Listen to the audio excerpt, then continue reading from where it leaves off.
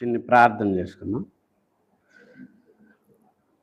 పరిశుద్ధుడా, ప్రేమ నమ్మకం కలిగిన తండ్రి, దయగల దేవ, కృప కలిగిన తండ్రి, గడిచిన కాలం అంతా నీ బలిష్టమైన రెక్కల కింద కాచి కాపాడి ఈ దినములో ఈ ఉదయకాల సమయంలో నీ పాద సన్నిధికి మమ్మల్ని నడిపించినందుకు నాయన నీకు వేవేల కొలది కృతజ్ఞత స్తుతులు స్తోత్రాలు. ఎందు నిమిత్తము ప్రతి నెల మేము కూడుకుంటున్నాము సమస్తం ఎరిగిన వాడు నాయన. సంఘ క్షేమాభివృద్ధి కొరకు నాయన నీ పిల్లలమైన మేము మాట్లాడుటకును, నాయన సంఘములో ఉన్న వారిని బలపరచుటకును నీ శక్తి గల మాటలు, నీ ఆత్మ సహాయాన్ని ఇచ్చి నాయన మీరు మాట్లాడి మహిమను తెచ్చుకున్నామని ఈ ప్రియకుమారుడు, ఈ లోక రక్షకుడు, మనుషులందరికీ ప్రభు అయిన యేసుక్రీస్తు వారి అతి శ్రేష్టమైన నామంలో ఈ ప్రార్థన అడిగి వేడుకుంటున్నాను పరమ తండ్రి, ఆమేన్. ప్రియమైన దేవుని పిల్లలందరికీ క్రీస్తు పేర శుభములు, వందనాలు. ఇంత చక్కటి శ్రేష్టమైన సమయాన్ని నాకు ఇచ్చిన దేవదేవుని స్తుతిస్తూ మరి ఈరోజు మంచి అంశం మాట్లాడుకుందాం. మనకు ఉన్న సమయంలో చక్కటి అంశాన్ని ప్రతి ఒక్కరూ రాసుకోండి. క్రైస్తవుడు అనగానే ముందు మనం నేర్చుకోవాల్సింది ఏంటంటే భూలోకమును తలకిందులు చేయవారు, ఇక్కడికి కూడా వచ్చారా అనే విధంగా మనం జ్ఞానాన్ని నేర్చుకోవాలి. మరి ఎంతమంది అయితే ఈ సంఘంలో ఒక్కడే దేవుడు అని చెబుతున్నవారు, ఎంత చదివితే బైబిలు అంత మనం ఈ లోకంలో ఈ తప్పుడు బోధల నుంచి మనం మనుషులను రక్షించగలం. కనుక ఈరోజు అంశం ఏంటంటే క్రీస్తు ఎవరో తెలియని సేవకులు మాది క్రీస్తు సంఘాలు అని చెప్పుకుంటున్నారు. క్రీస్తు సంఘాలు మావి అని చెప్పుకుంటున్న వాళ్ళకి క్రీస్తు ఎవరో తెలుసా అనేదే అంశం. మీకు అర్థమై ఉంటుంది అనుకుంటున్నాను. తక్కువ మంది ప్రైవేటుగా పేర్లు పెట్టుకుంటే కొద్ది మంది మాత్రమే క్రీస్తు సంఘాలు అని ఈ లోకంలో పిలువబడుతున్నారు.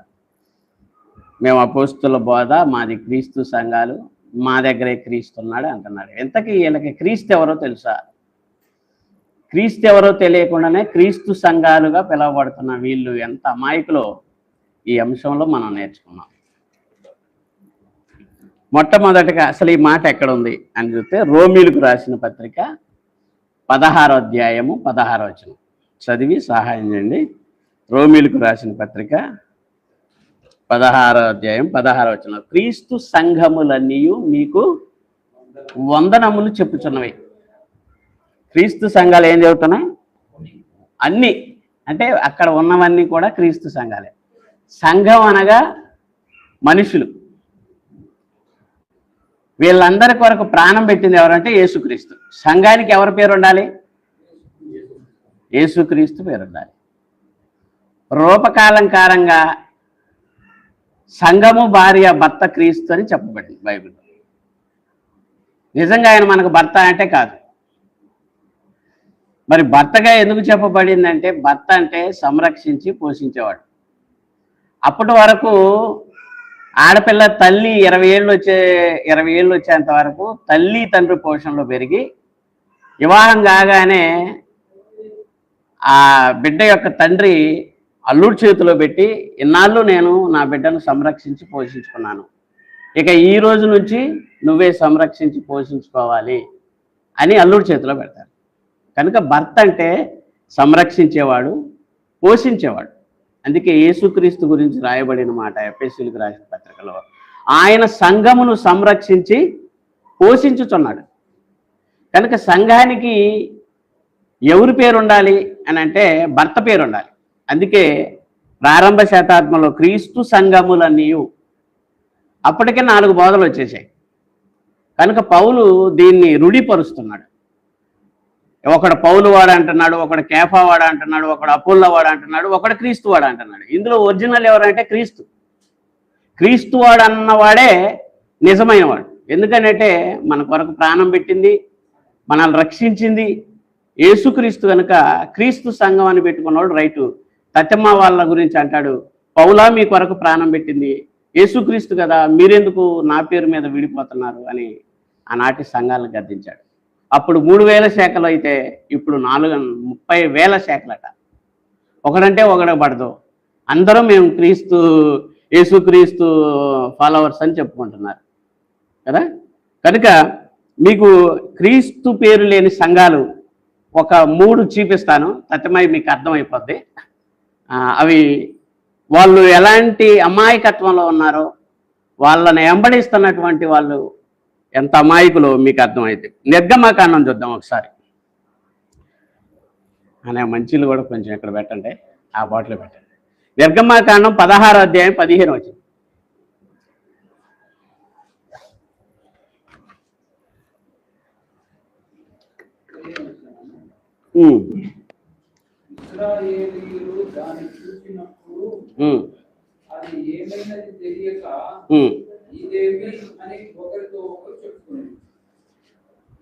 ఆకాశం నుంచి దేవుడు మన్నాను కురిపించాడు. వాళ్ళకి అదేంది అర్థం కాక దాన్ని చూసి ఏమంటున్నారంట, ఇది ఏమి అని అన్నారట. అక్కడ 2 అంకె వేసి ఉంటుంది చూడండి, పుట్టినోట్లో చూడండి ఏమనుందో, మన్నా. ఇప్పుడు భూమి మీద ఉన్న మన తరంలో కూడా మన్నా సంఘం గురించి మీరు ఎప్పుడన్నా విన్నారా? మన్నా సంఘం, మన్నా సావాసం. ఇప్పుడు దాని అర్థం ఏమని చెబుతున్నాడు? మన్నా అంటే ఇదేం సావాసం, ఇదేం సంఘం, భర్త పేరు ఉందా అంటే భర్త పేరు ఏమైనా కనపడుతుందా? మరి ఇది క్రీస్తు సంఘం అంటారా చెప్పండి? అందుకే క్రీస్తు సంఘాలు అని పిలువబడుతున్న వాళ్ళలో క్రీస్తు లేడు. ఇప్పుడు వాళ్ళ దగ్గర కూడా వద్దాం, ముందు పేరు లేని వాళ్ళ గురించి చెబుతున్నాం. ఇప్పుడు వీళ్ళకి 1000 మంది ఉన్నా వీళ్ళు పరలోకం వెళ్తారంటారా? ఇప్పుడు ఒక స్త్రీకి వివాహం జరిగింది అనుకోండి, పెళ్లి తాళిపెట్టుబడినప్పుడు మీరు లెక్కేసుకుంటారు, అప్పుడు కాదు. బొందేసేటప్పుడు ఏమంటారు? ఈ బొందు ఎవరిదే? ఆ పలాని కర్రలోళ్ళదే. అప్పుడే అమ్మాయి ఇంటి పేరు మారిపోతుంది. అసలు వివాహం అంటే అర్థం ఏంటంటే అమ్మాయిని అబ్బాయికి ఇవ్వటం, దీన్ని వివాహం అంటారు. మనం ఎప్పుడైతే బ్యాప్టిజం పొందామో ఆ రోజు నుంచి మనం ఎవరైనా ధరించుకున్నాం? క్రీస్తును ధరించుకున్నాం. అంటే క్రీస్తు విలువ పెట్టి కొన్నాడు మనల్ని, తన రక్తం ఇచ్చి, కనుక ఆయన పేరు ఉండాలి. కనుక ఇంకోటి లూకాసు వార్త 23వ అధ్యాయం 33వ వచనం చూడండి. లూకాసు వార్త 23వ అధ్యాయం 33వ వచనం. వారు కపాలమనబడిన స్థలమునకు వచ్చినప్పుడు, వారు ఎక్కడికి వచ్చారంటే కపాలమనబడిన స్థలమునకు వచ్చినప్పుడు అన్నకాడ అక్కడ పుట్టినోట్లో ఒక అంకించాడు చూడండి, కల్వరి. అర్థమైందా? ఇప్పుడు కల్వరి సంఘాలు ఎక్కడెక్కడ ఉన్నాయి? ప్రతి చోట ఉన్నాయి. డిజిటల్ ప్రసంగాలు, వెనక ఎల్ఈడి ఉంటుంది. అక్కడ హైదరాబాద్లో చేస్తే ఇక్కడ కూర్చొని చూడటమే, వీళ్ళకి సేవకుడు లేడు. ఇప్పుడు ఈ సంఘానికి పేరు ఏంటట? కల్వరి. అంటే అర్థం ఏంటో తెలుసా? కపాలము. కపాలానికి మరో పేరు ఉంది, ఏదో చెప్పండి? పుర్రె సంఘం ఇది. ఈ సంఘానికి క్రీస్తు లేడు ఏమండి? ఆ సంఘంలోని హైదరాబాద్ సంఘంలో పరిచర్య చేసే ఆయన్నే వాళ్ళ బాబు పెళ్ళికి వెళ్ళాను మొన్న మధ్య, నెల అయింది. ఏది మీరు కల్వరి చర్చిలో జాబ్ చేస్తున్నారా? ఏం చేస్తారు అని అంటే అక్కడ అన్నీ సిద్ధపరచడం, కానుకలు లెక్కేయటం ముఖ్యంగా అన్నారు. నెలకి ఎంత ఉంటుందండి మీ శాలరీ అంటే 50,000 అట. కానుకలు లెక్కేసేవాడికి 50,000 అంటే తెలుసా మీకు? ఏమాత్రం వస్తుందండి వారానికి అన్నాడు. వారానికి 4 ఆరాధనలు జరుగుతాయి.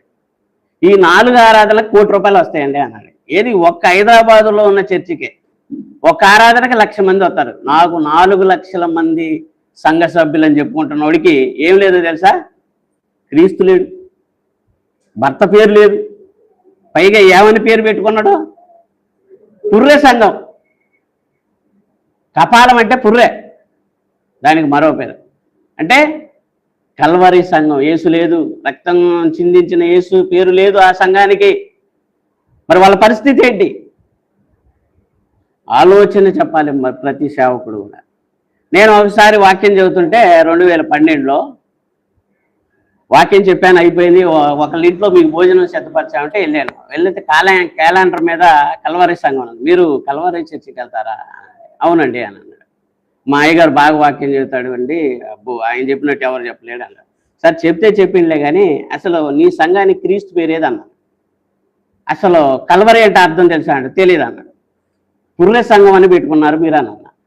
వాడు నన్ను దన్నలేక వాడు కూర్చొని పుచ్చిందని నేను అన్నం కూడా పెట్టను పో అన్నట్టుగా వెళ్ళిపోయాడు వాడు. అంటే వాడికి ఆలోచన చెప్పినందుకు నన్ను దన్నలేక కూర్చుందన్నాడు. ఇప్పుడు చెప్పండి, ఈ కల్వరికి సంఘానికి యేసుక్రీస్తున్నాడా? ప్రాణం పెట్టిన యేసుక్రీస్తున్నాడా? అసలు క్రీస్తు ఎవరో తెలుసా? తెలియదు. ఇంకో కారణం చెప్తాను. అన్న మంచి మాట చెప్పాడు. అపహాసకుని గద్దించా అనిపించింది. సరే, ఏదేమైనా అపోస్తుల కార్యం 2వ అధ్యాయం 1వ వచనం. చాలా ఉన్నాయి, కొన్నే చూపిస్తాను, మనకు టైం లేదు. ఇక మీరు అన్ని ఆలోచించుకోవచ్చు. పెంతెకోస్తు పండగ దినం వచ్చినప్పుడు అందరూ ఒక చోట కూడి ఉండిరి. చాలు. పెంతెకోస్తు అనేది పండుగ దినం. పెంతెకోస్తు సావాసం అంటే అర్థం ఏంటి? మాది పండగ సావాసం అండి. వీళ్ళ సావాసం పండుగ సావాసం. వీళ్ళ సావాసంలో క్రీస్తున్నాడా? ఒకసారి మీరు ఆలోచించండి. అందుకే సామెతల గ్రంథంలో చెబుతాడు 22వ అధ్యాయంలో 15వ అధ్యాయం 22లో ఉంటుంది. ఆలోచన చెప్పువారు బహుమంది ఉన్న ఎడల ఉద్దేశాలు దృఢపడతాయి అని అంటారు.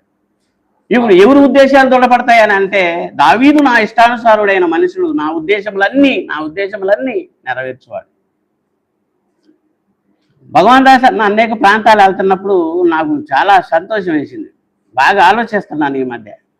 ఎందుకంటే ఆలోచింపజేస్తాడు మనుషుల్ని. దేవుడు ఎవరు, నువ్వెవరని చెబుతున్నావు, బైబిల్ ఏం చెబుతుంది అని అంటే వీళ్ళు ఎంత అమాయకంగా ఉన్నారంటే, ఈరోజు భూమి మీద ఉన్న సంఘాలన్నింటిలో క్రీస్తు ఎవరో తెలియదు, దేవుడు ఎవరో తెలియదు. దేవుడు ఎవరంటే యేసుప్రభువే దేవుడు అని డైరెక్ట్గా చెప్పేస్తున్నాడు. ఇందులో దేవుడు లేడు. అందుకే పెంతెకోస్తు అనేది పండుగ దినం. వీళ్ళ సావాసం ఎవరితో? పండుగ సావాసం. వీళ్ళ సంఘంలో యేసుప్రభు లేడు, అది విషయం. మా ఇంటికాడ ఒక చర్చి ఉంది, బెతెస్తా ప్రార్థనా మందిరం అని పెట్టుకున్నాడు. బెతెస్తా అనేది కోనేరు. మాది కోనేరు సంఘం అని చెప్పుకుంటున్నాడు. ఈ అమాయకులు వెళ్ళిపోతుంటారే తప్ప ఇదేంటి భర్త పేరు లేదు, నాకు వరకు రక్తం చెందిన యేసు పేరు లేదు, నేను ఎందుకు వెళ్ళాలన్న ఆలోచన కూడా లేని అమాయకులండి వీళ్ళంతా. అందుకే వీళ్ళను గొర్రెలు అన్నాడు ఆ రోజుల్లోనే. మాయకులు. గొర్రె ఎవరిని నమ్మిద్ది? కషాయుడిని నమ్మిద్ది. మంచోడిని కూడా నమ్ముతారా? కనుక ఆయన ఏమని పెట్టుకున్నాడంటే స్వస్థత కేంద్రం అని పెట్టుకున్నాడు. మీకు అర్థమవుతుందమ్మా స్వస్థత కేంద్రం అంటే ఏంటో? స్వస్థతలు ఎక్కడి నుంచే ప్రారంభం అని. పాల కేంద్రం అంటారు. పాలు ఎక్కడి నుంచే, ఎవడైనా పాలు ఎక్కడి నుంచే తీసుకెళ్ళాలి. పాల కేంద్రం. స్వస్థత కేంద్రం. అక్కడున్న మండల ప్రెసిడెంట్ చెప్పాడు, ఒక నాయన తీసేరా బాబు అని. తీయనట్టడం ఒక్కడికి స్వస్థత జరగట్లా. హోరీ గ్లేమ్స్ అనే ఒక ఆయన ఉన్నాడు, పాస్టర్ గారు, బట్టతల ఆయన వచ్చినప్పుడు అందరూ స్టేజీ మీదకి వచ్చారు. ఈ స్వస్థత కేంద్రం అన్న అయ్యగారు భార్య కూడా వెళ్ళి అయ్యా నాకు కాళ్ళు నొప్పులు అంటుంది. ఆడికి వెళ్ళింది ఎందుకంటే కాళ్ళు నొప్పులు అని చెప్పుకోవటానికి. ఆయన డాక్టరా చెప్పండి? సేవకుడు అంటే డాక్టర్ అండి? శరీర నొప్పులన్నీ ఆయనకి చెబుతారేంటి? ఆయన ఎంబీబీఎస్ఆ ఏమన్నా? ఎంబీబీఎస్లో కూడా డాక్టర్ అన్నీ చూడడం, చెవుకోకడం, ముక్కుకోవడం, కాలుకోవడం, కన్నుకోవడం, నరాలకోవడం, స్పెషలిస్ట్గా ఉంటారే తప్ప అన్నీ ఒకటి చూడటం ఉండదు. ఆయనకి వెళ్ళి నాకు కాళ్ళు నొప్పులయ్యా అంటుంది. ఇంకోడు వెళ్ళి నాకు వినపడట్లేదయ్యా అంటుంది. ఈయన కిందకి దిగిన తర్వాత అయ్యగారు అమ్మగారికి వెళ్ళి కిందకి మీద చూశాడు. ఇంటికి పని సంగతి చెబుతా అన్నాడు. మా ముందే. ఎందుకు చెబుతూ ఏం చేశానని అన్నది. మందే స్వస్థత కేంద్రం అయితే వాడి దగ్గర పోయినవేదా అంటున్నాడు. అంటే ఇక్కడ ఏం జరగట్లేదని నువ్వు చెప్తున్నావా? బాహాటంగానే అడుగుతున్నాడండి. ఏం చెప్తావు చెప్పండి. కనుక బైబిల్ తెలియాలి మీకు. బైబిల్ బాగా చదివితే మీకు అర్థం అవుతుంది అండి. ఇప్పుడు ఎన్ని చూసాం మనం? మన్నా సంఘం, కల్వరి సంఘం, పెంతెకోస్తు సంఘం, బెతెస్దా సంఘం కదా. కనుక ఇలా మీరు ఆలోచించుకుంటూ పోతే ఇవన్నీ క్రీస్తు సంఘాలు కాదు. వాళ్ళ సావాసం ఎవరితోనంటే పెంతెకోస్తు సావాసం అంటే ఎవరితోనంటే పండుగతో సావాసం అన్నాడు కదా. అసలు మన సావాసం ఎవరితోనో చూడండి, బైబిల్లో చక్కటి మాటలు రాశాడు. అది కొరంథీయులకు రాసిన మొదటి పత్రిక 9వ వచనం. మన ప్రభువైన యేసుక్రీస్తు అను, చూడండి, మన ప్రభువైన యేసుక్రీస్తు అను తన కుమారుని సహవాసమునకు, తన కుమారుని సావాసమునకు మిమ్మును పిలిచిన దేవుడు నమ్మదగిన వాడు. అదండి, ఎవరి సావాసం అన్నాం మనం? యేసుక్రీస్తు. తన కుమారుడైన యేసుక్రీస్తు సావాసంలో ఉండాలి. ఆయన మన కొరకు రక్తం కార్చినాడు, అమూల్యమైన రక్తము చేత మనల్ని విమోచించాడు. 2 యోహాను గారు రాసిన మొదటి పత్రిక 1వ అధ్యాయం 3వ వచనం నుంచి చదువుతాం. మాతో కూడా సహవాసము కలుగునట్లు మేము చూచిన దానిని వినిన దానిని మీకు తెలియజేయుచున్నాము. మన సహవాసం అయితే తండ్రితో కూడాను ఆయన కుమారుడైన యేసుక్రీస్తుతో కూడాను ఉన్నది. చూసారా, మన సహవాసం ఎవరితో ఉంది? తండ్రితోనూ ఆయన కుమారుడైన యేసుక్రీస్తుతో కూడా ఉన్నది అని అంటున్నాడు. ఇప్పుడు చెప్పండి, యేసుక్రీస్తు పేరు లేని సంఘాలు ఇప్పుడు వాటికి చూసాం మనం, కానీ లక్షల్లో ఉన్నారు. వీళ్ళంతా ఎక్కడ పోతారు చెప్పండి? గుడ్డివాడికి త్రోవ చూపితే అందరూ వెళ్ళి గుంటలో పడతారు. కనుక ఇప్పుడు క్రీస్తు సంఘాలని పిలవబడుతున్న వాళ్ళు ఉన్నారు.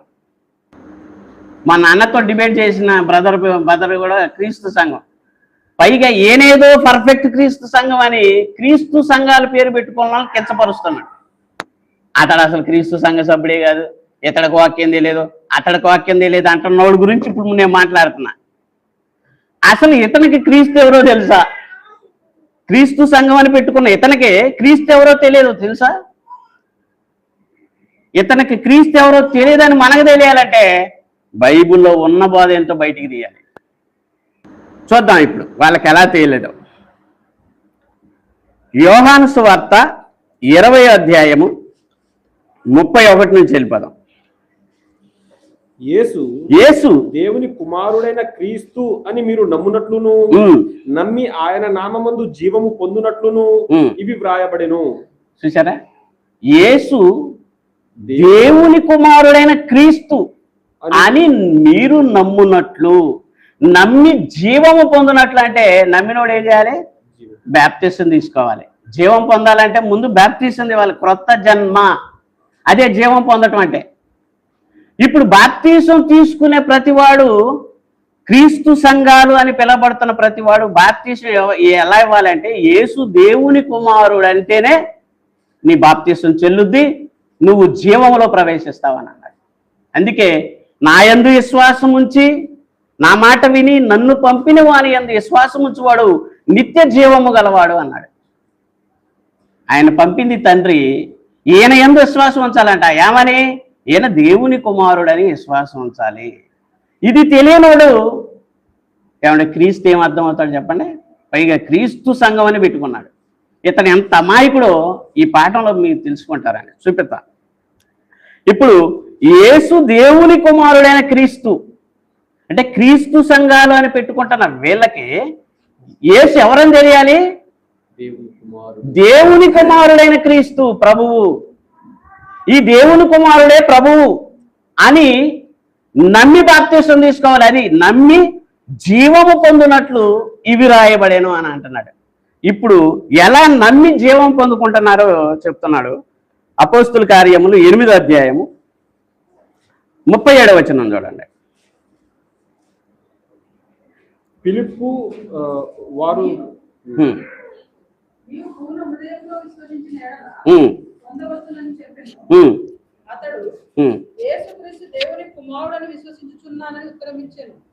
యేసు అంటే రక్షకుడు, క్రీస్తు అంటే రాజు. ఈ క్రీస్తు దేవుని కుమారుడని విశ్వసించిన వాడే జీవము గలవాడు, బాప్తిసం చెల్లుద్ది. కానీ ఇతనేమంటున్నాడంటే క్రీస్తు సంఘం అని పెట్టుకొని యేసు దేవుని కుమారుడు కాదు. ఆయన కూడా దేవుడే అంటున్నాడంటే లేని మాట చెబుతున్నాడు ఎవడు? లేని మాట, లేని వార్తను పుట్టించేవాడు దుష్టుడు. అర్థమవుతుందా? ఇప్పుడు పౌలు గారు ఎలా బాప్తీసం తీసుకుంటో చూపిస్తాం మీకు. అపోస్తుల కార్యములు 9వ అధ్యాయం 18వ వచనం. 18వ వచనం. అప్పుడే అతని కన్నుల నుండి పొరల వంటివి రాలగా దృష్టి కలిగి లేచి బాప్తిస్మము పొందెను. తరువాత ఆహారం పుచ్చుకొని బలపడెను. ఇప్పుడు బాప్తిసం పొందెను అని అంటే పౌలు గారు ఎలా బాప్తిసం తీసుకొని ఉండాలి చెప్పండి మీరు? యేసు దేవుని కుమారుడైన క్రీస్తు కదా. ఈ పౌలు అసలంటోడే బాప్తిసం ఎలా తీసుకున్నాడు? ధర్మశాస్త్రంలో ఉన్న క్రీస్తుని ఎరగక ఇక్కడ ఎవరు కొడితే మైండ్ బ్లాక్ అయితే ఆయన కొట్టాడు. అప్పుడు బుద్ధి వచ్చి నువ్వు వెళ్ళి బాప్తీసం తీసుకుంటే బాప్తీసం తీసుకున్నాడు. బాప్తీసం ఏమని తీసుకున్నాడు అని అంటే యేసు దేవుని కుమారుడు అని తీసుకున్నాడు. గలతీలో కూడా చెప్పాడు, తల్లి గర్భమున పడినది మొదలుకొని నన్ను ప్రత్యేకపరిచి తన కుమారుణ్ణి నేను అన్ని జనుల్లో ప్రకటించవాలనని నన్ను పిలిచిన దేవుడు అని అంటాడు. ఎప్పుడు గుర్తొచ్చింది? యేసు ప్రభు కొడితే గుర్తొచ్చింది. అంతకుముందు ఏమన్నాడు? అసలు నేను బ్రతికిందే మిమ్మల్ని చంపటానికి, మిమ్మల్ని హింసించడానికి అన్నాడు. హత్య చేయుటయు బెదిరించటయు ప్రాణాధారమగునట్లు అని అంటాడు 9వ అధ్యాయం అపోస్తుల కార్యాలు. అంటే సంఘాన్ని హింసించిన వాడు ఇక ఇక్కడ నుంచి యేసుక్రీస్తు ఎవరో తెలుసుకొని బాప్తీసం పొందాడు. ఇప్పుడు చూడండి 20వ వచనం. వెంటనే సమాజ మందిరంలో యేసే దేవుని కుమారుడని ఆయనను గూర్చి ప్రకటించుచూ వచ్చెను. 22వ వచనం. అయితే సౌలు మరి ఎక్కువగా బలపడి ఈయనే క్రీస్తు అని రుజువుపరుచుచు దమస్కులో కాపురమున్న యూదులకు కలవరపరిచెను. చూసారా? అని యేసే దేవుని కుమారుడని ప్రకటించుచు వచ్చిన ఇక ప్రకటించటం మొదలు పెట్టాడు. సువార్త కూడా ఏంది అని అంటే ఈ యేసును దేవుడు లేపాడు. అంటే ఎక్కడ కూడా తేడా ఉండట్లేదు చూడండి. అందుకే క్రీస్తు సంఘాలు అని ఎవడైనా పేరు పెట్టుకోవాలంటే క్రీస్తు ఎవరో ముందు తెలియాలి. ఈ క్రీస్తు దేవుని కుమారుడు అని తెలియాలి. ఈరోజు ఎవరికి తెలియదు, కానీ మాది క్రీస్తు సంఘం అని పెట్టుకుంటున్నారు. అదే చెబుతున్నాడు పౌలు గారు. యోహాను రాసిన సువార్త 2వ పత్రిక 1:9. క్రీస్తు బోధయందు నిలిచి ఉండక దానిని విడిచి ముందునకు సాగు ప్రతి వాడును దేవుణ్ణి అంగీకరింపని వాడు. ఆ బోధయందు నిలిచి ఉండువాడు తండ్రిని కుమారుణ్ణి అంగీకరించువాడు. ఎవడైనను ఈ బోధను తేక మీ యొద్దకు వచ్చిన ఎడల వారిని మీ ఇంట చేర్చుకొనవద్దు, శుభమని వానితో చెప్పను వద్దు. క్రీస్తు బోధ ఏం చెప్పండి? క్రీస్తు భూమి మీద బోధించిన బోధ అంతా ఏందో తెలుసా? అందుకే క్రీస్తు ఎవరో తెలియదు వీడికి అని చెప్పాను నేను. ఎందుకు ఇంత కఠినంగా మాట్లాడుతున్నావు అంటే బోధ బైబిల్లో ఉన్న బోధ ఎవడో చేయట్లేదు, పైగా మాది క్రీస్తు సంఘాలని చెప్పుకుంటున్నాడు. అందుకే నేను అన్నాను, క్రీస్తు ఎవరో తెలియకుండా నువ్వు క్రీస్తు సంఘం పెట్టుకునే అధికారం నీకు ఎవడిచ్చాడు? బైబిల్లో ఉన్న బోధ ఏంటి, నువ్వు చేస్తున్న బోధ ఏంటి అడిగేవాళ్ళు లేడు. ఈరోజు శాసనసభలో ఒక సహోదరుడు లేచి జిఎస్టీ గురించి ఎలా పడుతుంది అని మాట్లాడితే అసలు ఎంత ప్రజల ఆదరణ పొందాడో చూడండి. న్యాయం మాట్లాడాలి ఎక్కడన్నా. నెక్స్ట్ తరాలకి ఇతనే ఎవరు మోదీ ప్రధానమంత్రి కదా, ప్రధానమంత్రిని చేయాలంటున్నారు అతను. ఎంత ఆదరణ వచ్చిందో చూడండి న్యాయం మాట్లాడి. ఆయన అసెంబ్లీ నుంచి కూడా తీశారంటే చూసారా? మంచి చెబితే చూసారా?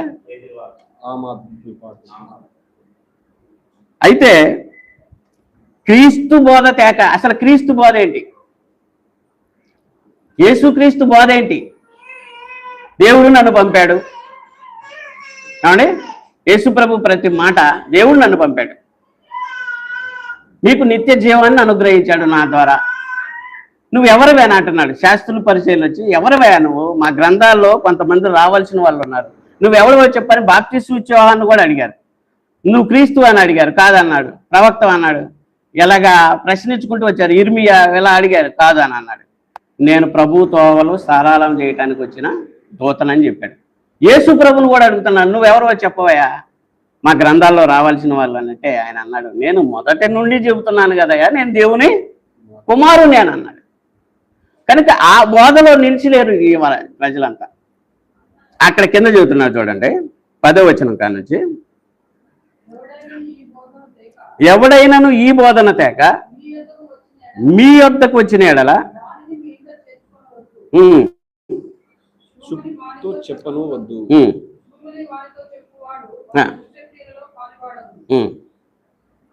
11వ వచనం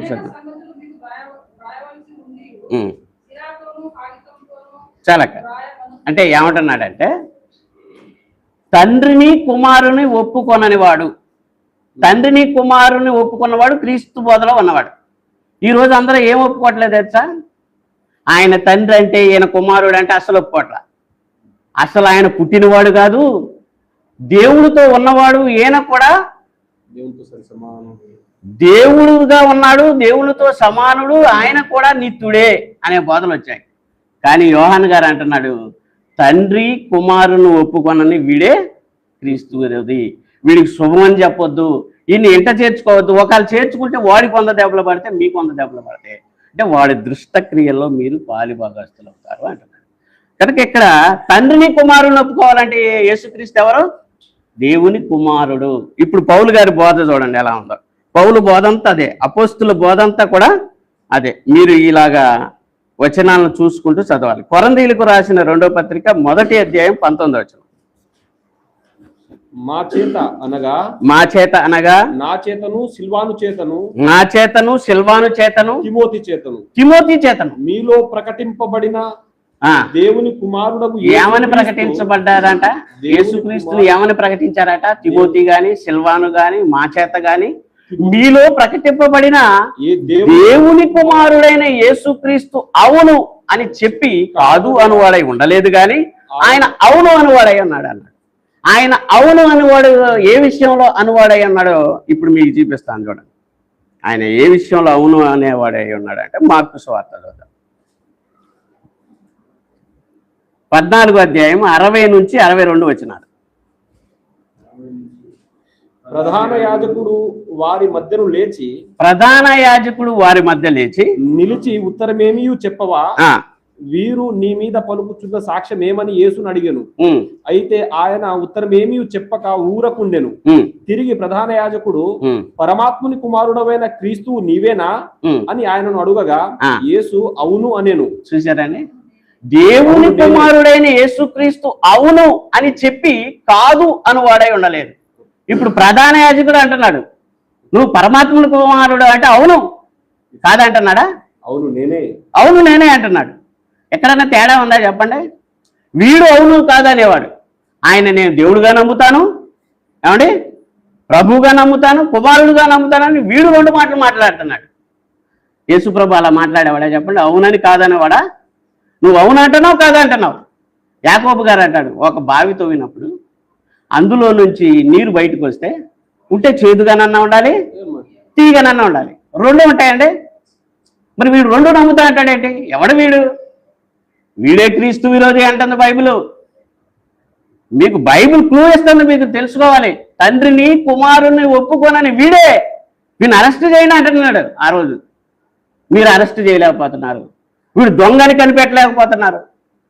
ఆ రోజే చెప్పేశారండి క్రీస్తు విరోధులు ఎవరో. క్రీస్తు విరోధి ఆత్మ వచ్చినని మీరు విన్నారు కదా. ఇప్పుడు అనేకులైన క్రీస్తు విరోధులు లోకములోకి బయలుదేరి విన్నారని యోహాను చెబుతున్నాడు. ఎక్కడ విన్నారు వీళ్ళు? యేసు ప్రభు ద్వారానే విన్నారు. మత్తయి సువార్త, లూకా సువార్త 10:17లో సాతాను మెరుపు వలె ఆకాశము నుండి పడుట చూచి తిని అన్నాడు. ఎక్కడ చూశాడు? ఆయన భూమి మీద చూశాడు అనుకుంటున్నారా? భూమి మీద ఈ నేత్రాలతో ఆత్మను చూడగలమా? పరలోకంలో చూశాడు దేవుని ఎద్దండి, వాడు గట్టి వేయబడటం చూశాడు. అది చెబుతున్నాడు. సాతాను మెరుపు వలె ఆకాశం నుండి పడుట చూచి తిని అంటే భూమి మీద ఈ మానవ నేత్రాలతో యేసు ఆత్మను చూశాడంటే బైబిల్ తప్పైపోద్ది. ఏ నరుడు దేవుని చూడలేదు, ఆత్మని చూడలేడు. దేవదూతలు కూడా ఆత్మలే, అవి కంటికి కనపడవు. మీరు చూస్తున్న భూతమునకు ఎముకలు మాంసము ఉండవు. మరి ఎక్కడ చూశాడు యేసు ప్రభు వాడిని? పైనుంచి తోసేయటం అని అంటే పరలోకంలో ఉండి చూశాడు. ఇంత జ్ఞానంతో బైబిల్ మీరు ఆలోచించాలి. తండ్రి కుడిపాఠశాల నుండి వాడు ఎదురు తిరిగినప్పుడు నువ్వు మనస్సులో అనుకున్నావు కదా అని దేవదూతలు పాపం చేసినప్పుడు వారిని పరలోకం నుండి గట్టి వేసినప్పుడు అప్పుడు చూశాడు ఆ మాట చెబుతున్నాడు. వాడు వచ్చాడు, బహు క్రోధము గలవాడ ఇచ్చాడు. వాడు వచ్చి అనేక మంది పిల్లలను పెట్టాడు. ఈరోజు అనేకులైన క్రీస్తు విరోధులు బయలుదేరానని ఆనాడే పత్రిక రాసేటప్పుడే చెప్పాడు. కనుక ఎవడ క్రీస్తు విరోధి అని అంటే తండ్రిని కుమారుని ఒప్పుకొనని వీడే క్రీస్తు విరోధి. యేసును దేవుని కుమారుడని ఒప్పుకొనని ప్రతివాడు క్రీస్తు విరోధి. ఎందుకంటే ఆయన నా సొంత తండ్రి అని అంటున్నాడు, ఈయనేమో నా సొంత కుమారుడు అంటున్నాడు. ఇంకో మంచి మాట చూపిస్తాను. కీర్తనల గ్రంథంలో మాట 2వ అధ్యాయం 7వ వచనం.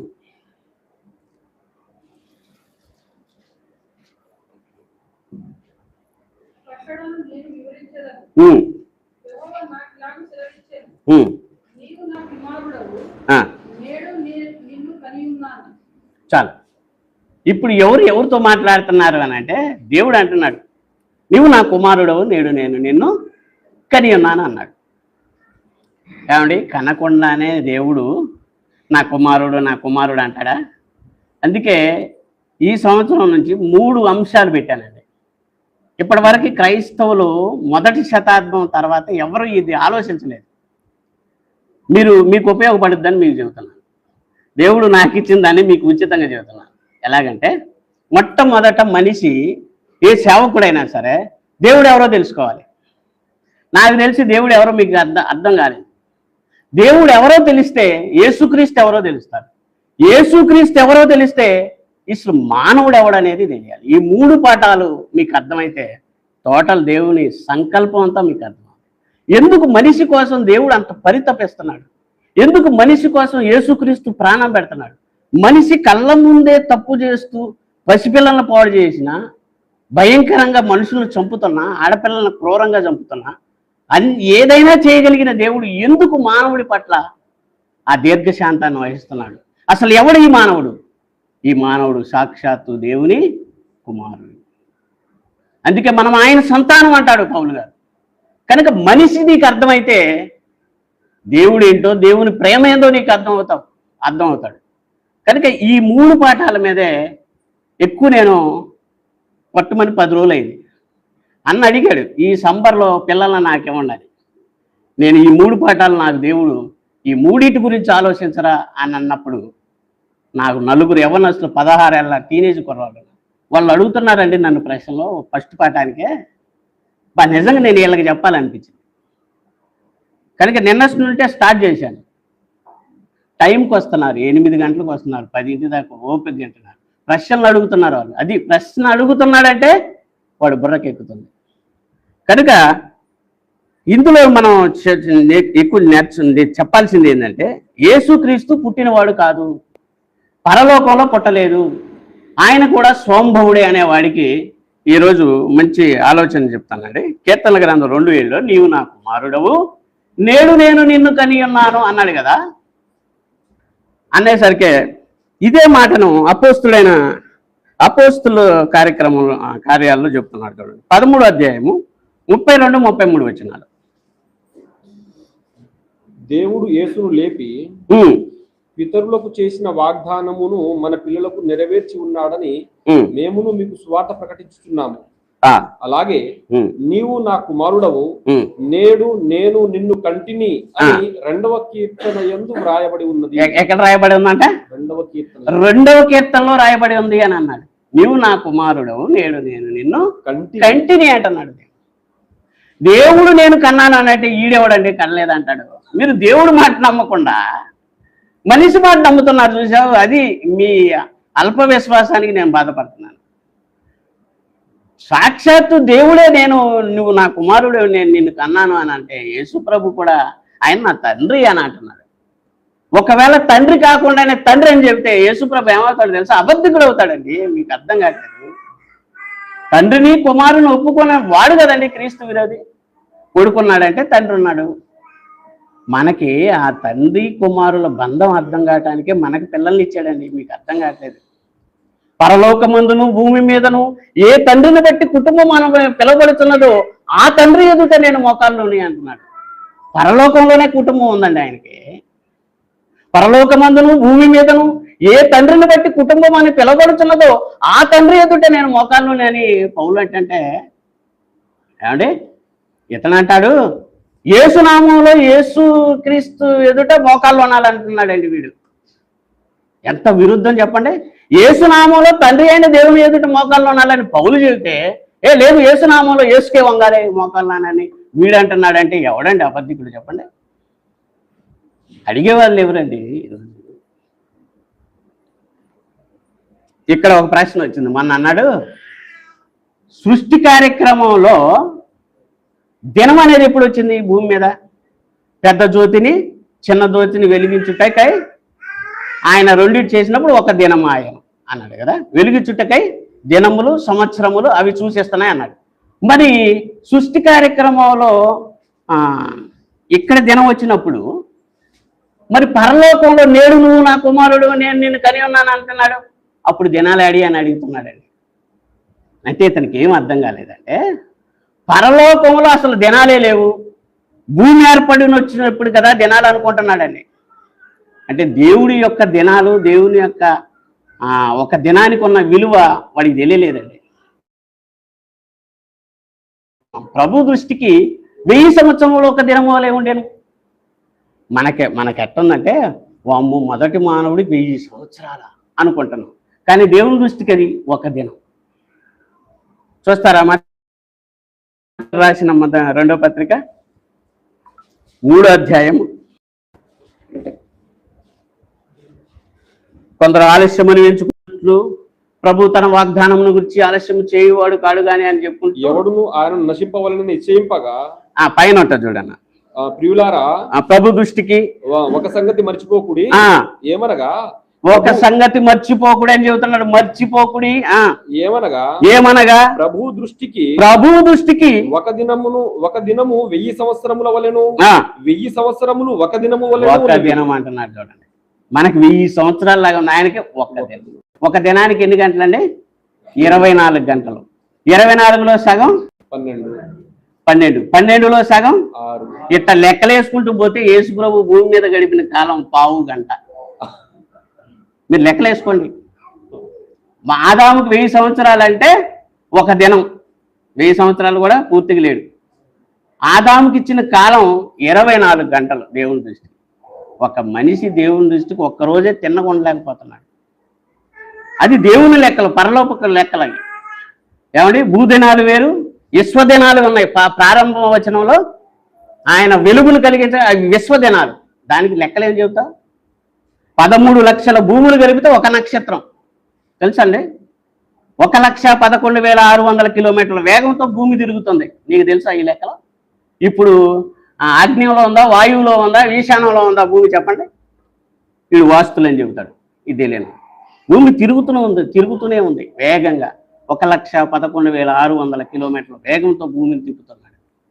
దేవుడి లెక్కలు దేవుడికి ఉన్నాయి. వీడికి ఏం అర్థమైందని? నేడు నిన్ను కని ఉన్నాను అని అంటున్నాడు. అసలు దినాలే లేవు కదా అని అంటున్నాడండి. అందుకే ప్రభు దృష్టికి ఒక సంవత్సరం 1000 దినముల వలెను, 1000 సంవత్సరముల వలెను, 1000 సంవత్సరములు ఒక దినము వలె ఉన్నవి.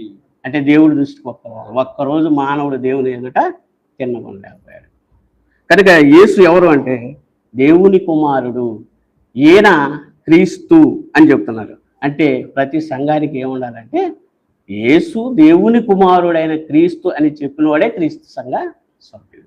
2 మాటలు చూపించి ముగిస్తాను. యోహాను సువార్త 10వ అధ్యాయం 33 చూడండి. యోహాను సువార్త 10వ అధ్యాయం 33. అందుకు యూదులు నీవు మనుష్యుడవై ఉండి దేవుడనని చెప్పుకొనుచున్నావు. ఇప్పుడు ఆయన దేవుడు అని చెప్పుకున్నాడా, మనిషి అని చెప్పుకున్నాడా చెప్పండి? వాళ్ళు అంటన్నమాట. ఇది మనసులో పెట్టుకోండి. గనుక దేవదూషణ చేసినందుకే నిన్ను రాళ్లతో కొట్టుదుమును గాని. ఇట్ట రెండోసారి కూడా రాళ్ళు ఎత్తారు యేసు మీద. మీరు గమనిస్తే మళ్ళీ రాళ్ళు చేత పట్టుకొని రెండో మరి రాళ్ళు ఎత్తారు ఆయన. మంచి క్రియ చేసినందుకు కాదని చెప్పి అందుకు యేసు మీరు దైవములని నేనంటినని మీ ధర్మశాస్త్రంలో వ్రాయబడి ఉండలేదా? లేఖనము నిరర్ధకం కానేరదు కదా. దేవుని వాక్యం ఎవరికి వచ్చినో వారే దైవములని చెప్పిన ఎడల నేను దేవుని కుమారుడనని చెప్పినందుకు. ఇప్పుడు ఏం చెప్పాడంటే యేసు ప్రభు, నేను దేవుని కుమారుడని చెప్పినందుకు అని అంటున్నాడు. ఏం చెప్పాడు యేసు ప్రభు? నేను దేవుని కుమారుని అని చెబుతున్నాను కదా, నేనే కాదు మీరు కూడా దైవములు అని అన్నాడు. దైవములు అంటే దైవపుత్రులు అని అర్థం.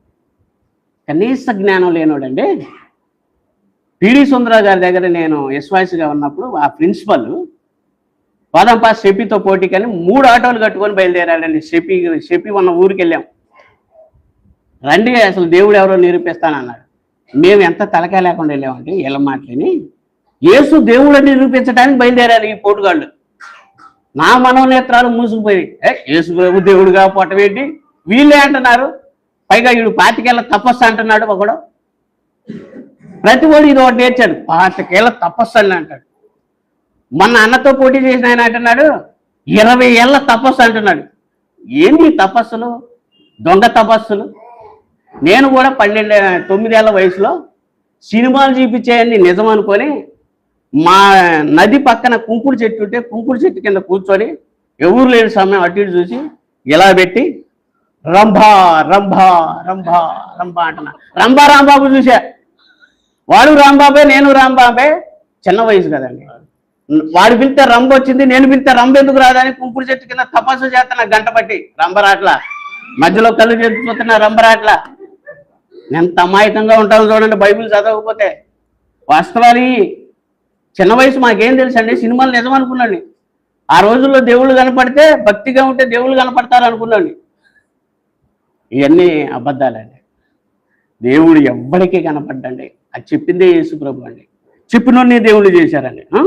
ఇక్కడ ఏమంటున్నారు? మీరు దైవములని నేనే అంటినని మీ ధర్మశాస్త్రమందు రాయబడడం లేదంటే దైవములు అంటే దైవపుత్రులు. ఇక పోటీకి వెళ్ళామండి. షెపి లేడు. ఏంటంటే మేము 3 ఆటోలకు వచ్చాం, మరి మీరు లేరేనంటే మీరు ప్రిన్సిపల్స్ వచ్చారు కదా, మీకు నేను అవసరం నా స్టూడెంట్ చాలని 2 పెడితే చెమటలు పట్టించారు వాళ్ళు. ఒక్కరు సమాధానం చెప్పట్లా. ఎలా దేవుడు? అందుకే నేను ఎప్పుడు పోటీకి వెళ్ళినప్పుడు అండి ఎలా డైరెక్ట్గా మాట్లాడాలి. ఏసు ఎలా దేవుడో నువ్వు చెప్పాలి, ఏసు ఎలా దేవుడు కాదో నేను చెప్పాలి. నువ్వు వాక్యం చెప్పి నేను వాక్యం చెప్తే అది తేలదు. డైరెక్ట్గా ఫేస్ టు ఫేస్ ఏసు ఎలా దేవుడో నువ్వు చెప్పు, ఏసు ఎలా దేవుడు కాదో నేను చెప్తా. ఆ పోటీలో చూడండి చెమటలు పట్టియచ్చు. మీకు సిరాజ్ రహీమన్ అని తెలుసా? రావులపాల విజయ్ కుమార్ సొక్క దడిసిపోయి గొంతు మాట రాకుండా చేశాడు. చెమట చుక్క బల్ల 3 గంటల మెసేజ్ అది చూడండి. యేసుప్రభు ఎలా దేవుడో చెప్పవా అన్నాడు. ఎలా దేవుడు కాదో నేను చెప్తా అన్నాడు. యేసు దేవుని కుమారుడు అని పోటీలో ఉంటే ఖచ్చితంగా మనం గెలుస్తాం. కానీ దేవుడు అని పోయిండు, అది అబద్ధం కనుక చిత్తు ఓడిపోయాడు. మనమే గెలిచామనుకొని వచ్చారు. మరి మనవాళ్ళు మనం గెలిచినాం అనుకోకపోతే వాడు గెలిచిందంట. ఇదొక సోడ. ఈ మాట చెప్పండి. మేము షెపి చేతిలో చిత్తుగా వాళ్ళ స్టూడెంట్స్ చేతిలో చిత్తుగా ఓడిపోయి వచ్చాం. అప్పటి నుంచి అర్థమైంది నాకు వీళ్ళ దగ్గర సరుకు లేదని. సొంతంగా చదువుకోవటం మొదలుపెట్టా. ఓకే. మత్తయి సువార్త 27వ అధ్యాయం. ఇక్కడ 10లో యోహాను 10లో మనం చూసాం కదా, నేను దేవుని కుమారుడు అని చెప్పినందుకు దేవదోషం చేస్తున్నారని మీరు ఎలా అడుగుతున్నారని అడిగాడు. 27:43 వచ్చిన మత్తయి సువార్త ముగించుకున్నాను.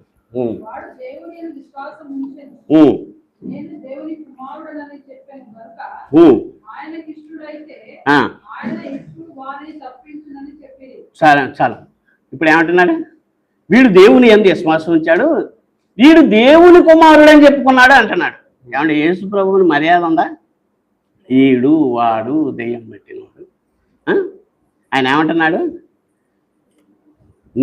వీడు దేవుని యందు విశ్వాసం ఉంచెను, దేవుని కుమారుడు అని చెప్పుకున్నాడు. యేసు ప్రభు ఎక్కడ చూసినా చూడండి యేసు బదులు నేను దేవుని కుమారుడిని, దేవుడు నన్ను క్రీస్తుగా నియమించాడు. అపోస్తులు కూడా చెప్పారు. కనుక క్రీస్తు సంఘాలను పెట్టుకుంటున్న ప్రతి వాడికి క్రీస్తు తెలియదు.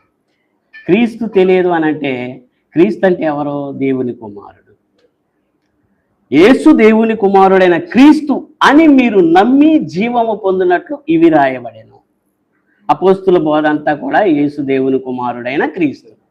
ఈ క్రీస్తు సంఘాలు అనుకున్న వాళ్ళు యేసు క్రీస్తు అంటారు తప్ప యేసు దేవుని కుమారుడని ఒప్పుకోవట్లేదు. ఆయన దేవుడే అని అంటున్నారు. అంటే ఎవడ అబద్ధికుడు చెప్పండి?